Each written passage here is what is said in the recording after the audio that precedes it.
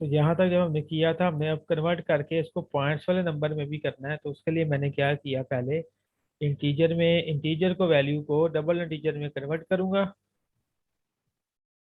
तो मैंने MD10 में सेव कर लिया, और उसके बाद मैं कन्वर्ट से डबल इंटीजर से रियल में कन्वर्ट कर दूंगा। तो डबल इंटीजर यहाँ पे कौन सा आएगा, MD10। तो IW64 की वैल्यू इंटीजर के अंदर है, और वही वैल्यू मेरे पास MD10 में डबल इंटीजर की फॉर्म में है, और वही वैल्यू मेरे पास MD14 के अंदर रियल में आ गई है। ठीक है जी। अब कन्वर्जन हो गई है मेरे पास। अब मेरे पास IW64 को मैं इस्तेमाल नहीं करूंगा, बल्कि MD14 को करूंगा, क्योंकि ये रियल है, ये इंटीजर है। इंटीजर में मुझे वैल्यू एक्यूरेट नहीं मिल रही। अब मैं लगाता हूँ डिवाइड। तो that is MD14 divide by 3 to 7 store in MD18। Multiply करते हैं।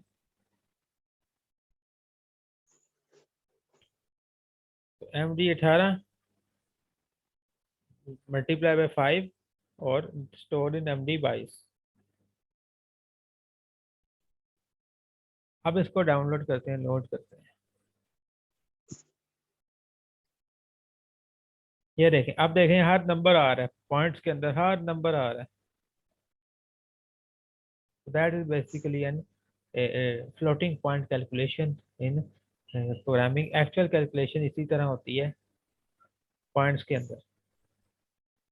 That is actually our major task. ये टीचर में था, हमने लर्निंग की। एक्चुअली आपने इसी तरह करना है, पहले उसको पॉइंट्स में लेके जाना है, कन्वर्ट करना है रियल के अंदर या फ्लोटिंग पॉइंट्स के अंदर, फिर आप उसको कैलकुलेशन में लेके जाएं, ताकि पॉइंट्स वाले नंबर भी आए, एक्यूरेट सिस्टम बने। Yes sir. अच्छा, अब एक और चीज देखते हैं उससे भी ज़्यादा काम की। एक फंक्शन है स्केल फंक्शन। यहाँ पे देखते हैं ये क्या करता है। इसको मैं देता हूँ IW64 अपनी इनपुट। हाई लिमिट मुझे रखनी थी 500, लो लिमिट 0 थी, और बाईपोलर का मतलब है अगर आपकी वोल्टेजेस नेगेटिव पॉजिटिव दोनों आ रहे हैं तो फिर ये बिट हाई कर देंगे, अदरवाइज ये बिट को हम छेड़ेंगे नहीं। MW40, और आउटपुट में कहता हूँ MD50। तो IW64 मेरे पास रेड है, कोई एरर आ रहा है। मैं जाता हूँ यहाँ से PLC टैग्स के अंदर, शो ऑल टैग्स। यहाँ पे देखिए मेरे पास IW64 का जो टैग है वो वर्ड हुआ हुआ है, तब कि ये इंटीजर है। तो देखिए अब एरर खत्म हो गया है। तो I can download this one. Scale block भी डाउनलोड करेंगे हम, और लोड कर देंगे।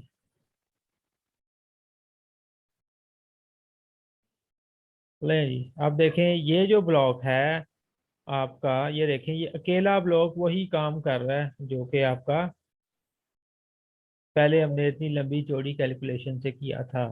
तो this is also a scaling with the help of the scale block.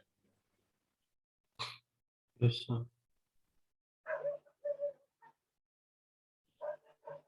अच्छा, अब हम देखते हैं यहाँ पे watch and pause table. Watch table is very important. Add new watch table किया, तो यहाँ पे हम अपने टैग्स देके अपने टैग्स की वैल्यूज मॉनिटर कर सकते हैं। अगर मेरे सारे टैग्स जो होल टैग्स में मौजूद होते हैं, मैं जो टैग चाहूँ वो कर लूँ या सारे कॉपी कर लूँ। मैं इसको कॉपी करके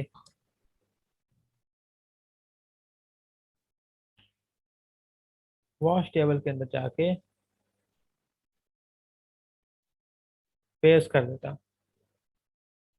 तो देखें जी, अब मैं अपनी यहाँ से मॉनिटरिंग करता हूँ, तो मुझे हर एक वैल्यू आ रही है मेरे टैग्स के अंदर बेसिकली। तो मैं देखें जो क्या टेम्परेचर चल रहा है मुझे यहाँ पता चल रहा है, क्या चीज़ फॉल्स है, क्या चीज़ ऑन है, क्या चीज़ ऑफ है। देखें यहाँ पे सारा पता चल रहा है।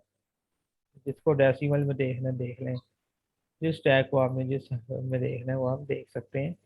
तो वॉच टेबल से मुझे आसानी हो जाती है अपने नंबर देखने में, बिकॉज मुझे अगर प्रोग्राम में देखना है और अगर प्रोग्राम के 100-200 नेटवर्क्स है, मैं तो ऊपर नीचे ही करता रहूँगा और चेक करता रहूँगा, जबकि मुझे फोर्स टेबल, वॉच टेबल,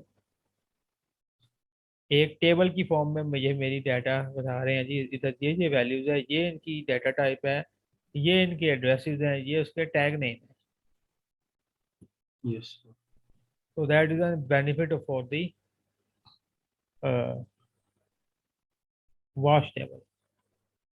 अगर हम इधर जाएं ऑनलाइन एंड डायग्नोस्टिक्स के अंदर, तो यहाँ पे देखा जाए तो देखें, यहाँ पे पहला ऑप्शन में जनरल में इसकी पीएलसी की इंफॉर्मेशन है, designation, order number, version, from where, किस रैक पे लगा है, 0 नंबर रैक हो, स्लॉट नंबर 2 पे सीपीयू लगा हुआ है, डिवाइस नेम ये है, पीएलसी का नेम ये है, और सिमंस एजी एंड ये उसका प्रोफाइल है जी, जो उसने दी हुई है। डायग्नोस्टिक स्टेटस पर जाएं तो कहता है जी ये मेरे पास, आपके पास ये वाला तो कुछ ऑर्डर नंबर है जो कि सिमुलेशन में मौजूद है, और ये आपके पास एक्चुअल है।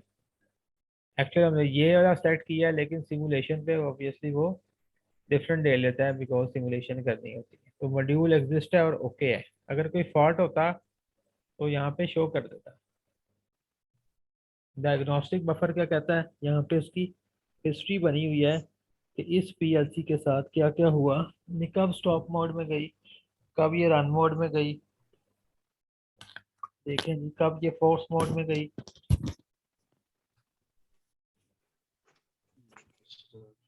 ये सारे मोड यहाँ पे उसके साथ हिस्ट्री उसकी टाइम के साथ मेंशन हुई हुई है।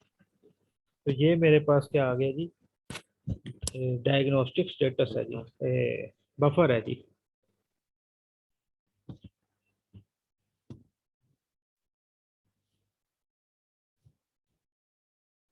साइकिल टाइम है जी उसका, क्या उसका एक साइकिल का टाइम कितना है जी, मैक्सिमम मेमोरीज कितनी है इसके अंदर, कम्युनिकेशन के लिए पोर्ट्स कौन कौन सी है, तो 64 maximum number of module attach हो सकते हैं इसके साथ। ये एमपीआई पोर्ट भी इसके अंदर है, एक डीपी पोर्ट भी है इसके अंदर। एमपीआई पोर्ट कम्युनिकेशन के लिए, डीपी पोर्ट आगे कोई और डिवाइस कनेक्ट करने के लिए।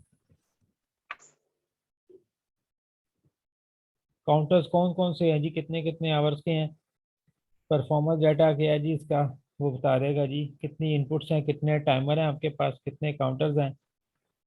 नॉर्मली जब आप ऑनलाइन हार्डवेयर के साथ होते हैं तब वो एग्जैक्ट वैल्यू दिखाता है, यहाँ पे वैल्यू वो गलत भी दिखा देता है ये डाटा। अच्छा। फंक्शन में गए तो सेट टाइम कर सकते हैं, या फर्मवेयर को अपडेट भी कर सकते हैं। फर्मवेयर का मतलब है कि आपकी अगर कोई सॉफ्टवेयर की अपडेट आई है तो आप उसे यहाँ से फाइल को अपलोड करके इंस्टॉल कर सकते हैं ऑफलाइन करके। प्लान समझ में? करके सब।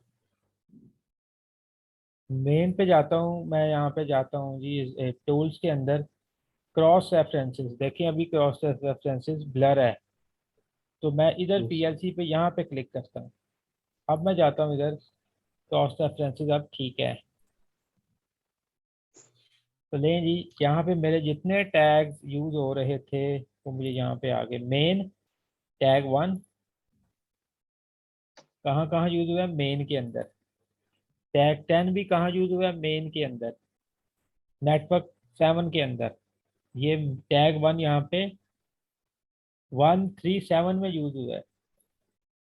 टैग 2 मेन में यूज हुआ है, और नेटवर्क 1 और 2 में यूज हुआ है। हर टैग की हर इंफॉर्मेशन मिल रही है मुझे, वो रीड ओनली है, वो राइट ओनली है, उसके एड्रेसेस क्या हैं, उसकी टाइप क्या है, हर चीज़ में मुझे खुद ब खुद ही बता रहा है, उसका पाथ क्या है जी, हर चीज़ मुझे पता चल रही है क्रॉस रेफरेंसेस के अंदर। और अगर मैं किसी टैग पे जाना चाहता हूँ तो देखें, मैं उस टैग पे आऊँगा, क्लिक करूँगा तो देखें मुझे उसी टैग पे ले गया वो।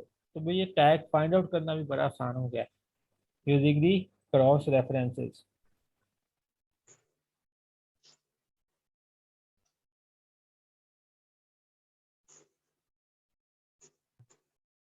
मॉनिटरिंग कर सकते हैं आप यहाँ क्लिक करके। अगर आपने अपने पीएलसी से प्रोग्राम उठाना है तो आप यहाँ पे क्लिक करके देखें, अपलोड फ्रॉम डिवाइस ऑनलाइन करके आप प्रोग्राम अपलोड भी कर सकते हैं। तो जो पीएलसी में प्रोग्राम होगा वो इधर आ जाएगा।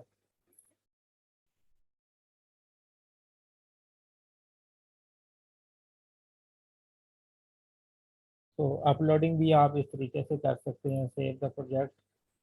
और इस तरीके से आप काफ़ी सारी प्रॉपर्टीज़ में जाके राइट क्लिक करके पीएलसी में इसकी बहुत सारी प्रॉपर्टीज़ हैं, वो भी आप देख सकते हैं।